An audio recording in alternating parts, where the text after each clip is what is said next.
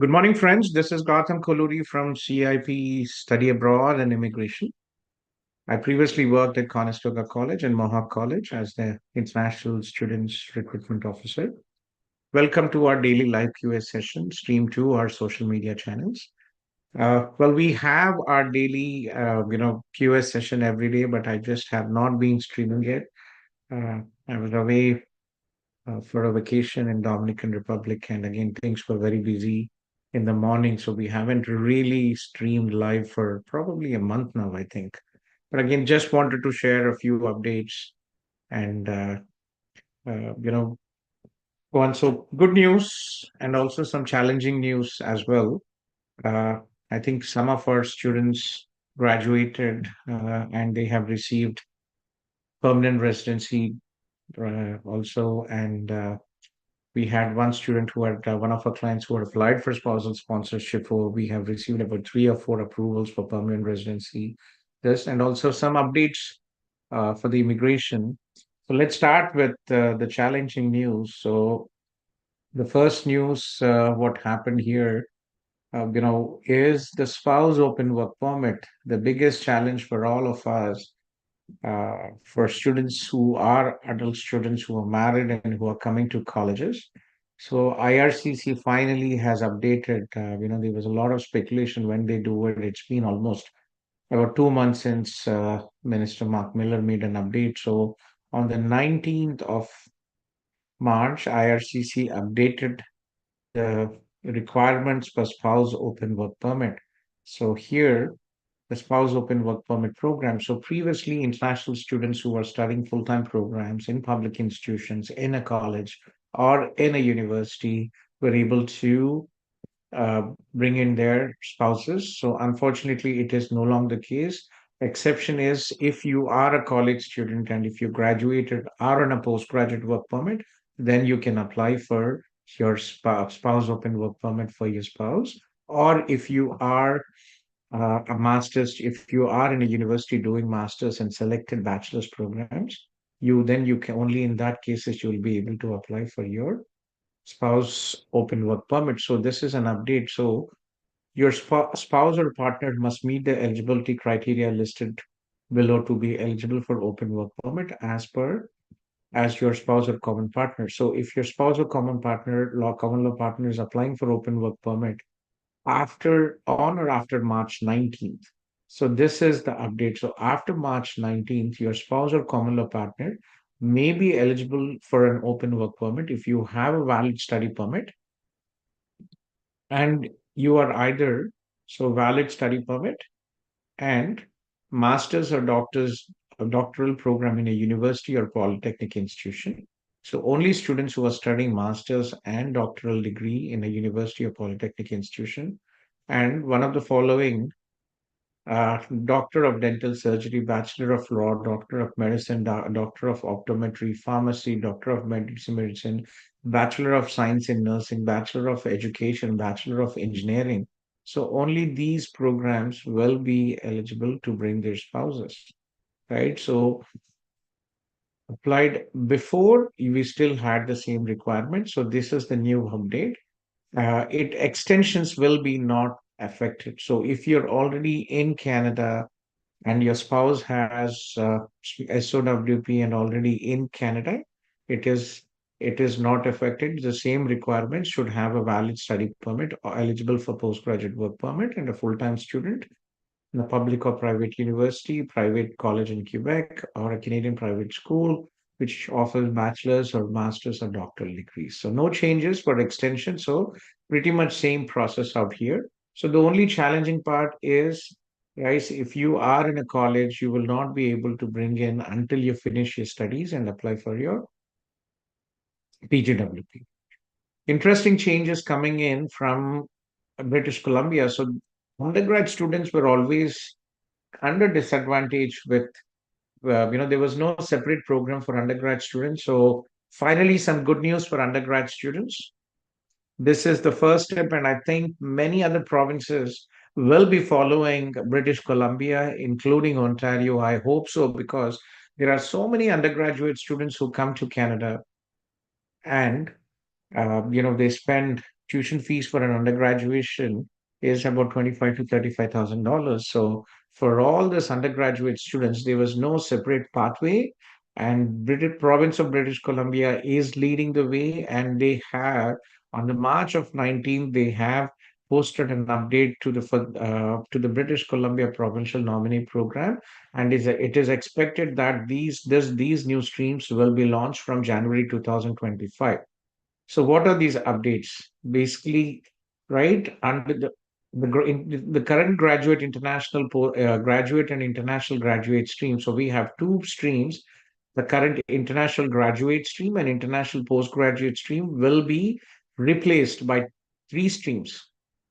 Okay, the bachelor stream, right, for students who have recently graduated with a bachelor's degree from an eligible post-secondary institution, and graduates with an indeterminate full-time job offer can register for this stream. The bachelor stream, the next bachelor stream, the master stream for recent graduate master's degrees from eligible post-secondary institutions in any field. Okay, this is very good. This is any field.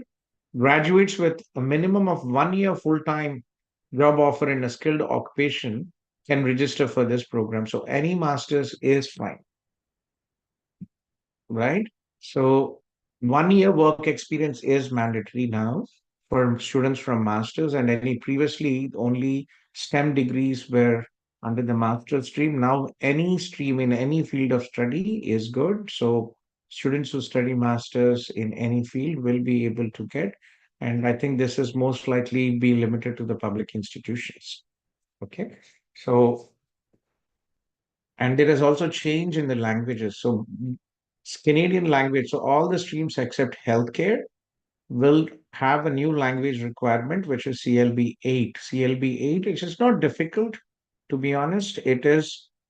I'm just checking in the IELTS, the British Council website here. So CLB 8 is 7.5 in listening, 6.5 in reading, 6.5 in writing, and 6.5 in speaking. So, which is not really difficult. If you are a international student who studied in a in a university or a college with good English skills, this is pretty much achievable. So, I don't think this is a challenge as well. Another update is Pearson test of English on the 23rd. We 23rd of February, PTE core is now eligible for BCPNP. So this is one of the uh, two tests, English tests, which have been approved. So previously only IELTS and CELPIP was approved, and now BCPNP is approved. So we have signed up. We've just signed with Pearson Test of English PTE as an official partner, and all our clients will receive a 10% discount. So I've just signed this agreement yesterday and waiting for the counter signature document. And once we have that, we will have access to the portal, and we will be able to provide all our CIP or non-CIP clients applying through CIP for the immigration. We will have a 10% discount if you would like to take PTE for your immigration. So, guys, well, this is the update for this week. And one more thing I think I just wanted, one of our clients has updated, and looks like there is an ONP draw today. And it looks like, I'm not sure, it is not updated, but in the OINP, it might be one, right? It might be the express entry human capital priority stream, because one of the students who had contacted us was in IT and they had a score about 480. So it looks like today we have a OINP human capital priority stream. If it is not, maybe I'm hoping it might be an employee job of international student stream, but it is very unlikely because we recently had that. We recently had this draw. If we look into the updates here, right? March 19, there was a master's in graduate stream, and uh, on 12th we had the international student stream. There was a general draw, skill trades draw, health, and tech occupation. So I'm thinking that today we had health, the tech occupations. So on the 7th of March, we had human capital health occupations were invited. On the 1st of March, skilled trades were invited. So I think most likely today there was a tech draw under the OINP. Very so for all the guys, if you are from IT or healthcare, please reach out. I'm a regulated Canadian immigration consultant, and if you are in Canada, if you are in India, we can still make it. We'll be happy to help you. Remember, there are so many scam agencies in India, right? If you by law, only a Canadian immigration lawyer or a regulated Canadian immigration consultant has the legal right to support your application. So you will find a lot of other agencies out there, Doppelinters, Z-Axis, or all this dances or all this reviews and agencies which are not authorized. So it is very big risk for you guys if you go for an agency which is not authorized. So basically, what they do is they create a fake email ID under your name, create your profile, and submit your profile. uh, IRCC does not even know that you have taken the services of this agency. So be careful. They have been, I previously shared refusals where people, who had taken the services were actually penalized with misrepresentation. So be careful with that, guys. Okay. Well, our live session, I'm stopping the live session now, but our this is a permanent Zoom link, and we are active every day from Monday to Friday, 24/7. The in Canada team is here from 9 a.m. to 9 p.m., and then we also have our India team starts from 10 a.m. to 10 p.m. India time. And also in between, we have a Philippines team. So, guys, if you have any questions, feel free to reach out. We'll be happy to help you. If you would like to have a one-to-one discussion for your immigration pathways, you can schedule a personal consultation with me or one of our other RCICs in our team. We charge $100, but it will be included in the service fees in case of your future. So if you're a postgraduate work permit holder and you have a full-time job, we charge $100. But if you are a current international student, then we will be able to help you with discounted $50 consultation fees. Our job, we always try to help international students. We understand it is not easy as an international student.